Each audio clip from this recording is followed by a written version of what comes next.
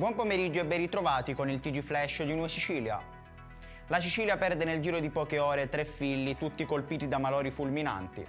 La città di Paternò è stata colpita dalla tragica notizia della scomparsa di Andrea Borgì. Un altro lutto in poche ore è stato registrato a Petrarlia Soprana. Si tratta della morte improvvisa dell'assessore comunale Carmelo Conte. A Caltanissette invece una giovane mamma di 2 figli è morta a causa di un aneurisma cerebrale.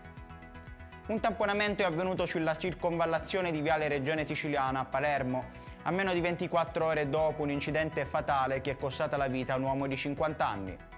Questa mattina 3 veicoli si sono scontrati vicino Villa Serena nel senso di marcia verso Trapani sulla carreggiata centrale. Un automobilista è rimasto infatti ferito ed è stato portato in ospedale con codice verde.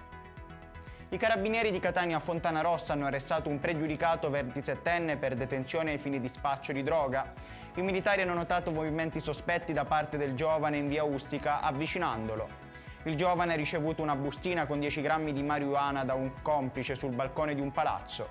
All'interno dell'abitazione disabitata in cui si trovava il complice hanno trovato 180 euro, un bilancino di precisione e materiale utile per il confezionamento. La comunità imprenditoriale è in lutto con la recente scomparsa di Gregory Bongiorni e adesso anche con la perdita di un'altra figura importante, Giuseppe Benanti. Il cavaliere è scomparso all'età di 78 anni ed era conosciuto per essere uno dei produttori di vini eccellenti dell'Etna e un imprenditore nel settore farmaceutico. Ed è tutto per questa edizione, il prossimo appuntamento sarà alle ore 18.